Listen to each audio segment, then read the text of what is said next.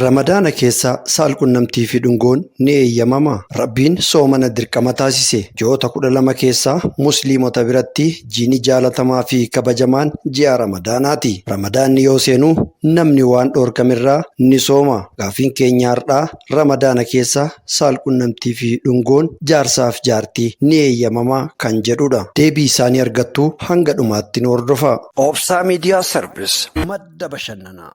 Ramadaana keessa jaartii ofii yookiin jaarsa ofii dhungachuun ni danda'ama yookaan ammoo ni eeyyamama.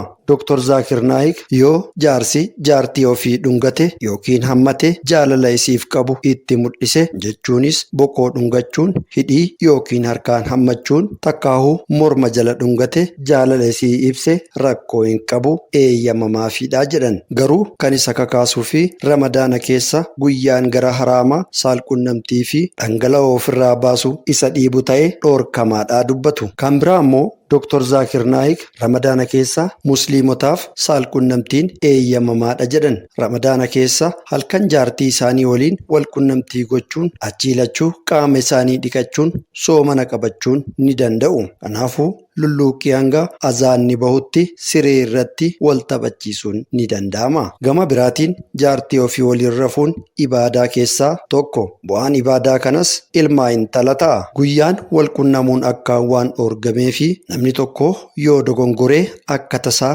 guyyaa osoo Ramadaanaan jiru saalqunnamtii jaartii isaa wajjin raawwate tokko gabra bilisa baasuudha. Kan biraa ammoo walitti aanseetiin ji'a 2 soomuudha. Kun dirqama jechuunis filannoo biraa kan hin qabne. Kanaafuu ji'a Ramadaanaa keessa guyyaan saalqunnamtii gochuun ji'oota 2 walitti aansinee akka soomnuuf nu dirqamsiisa jechuudha. Chaanaalii keenya sabskiraayib, laayikii fi koomentii nu godha. Jazaakumullahu khairan.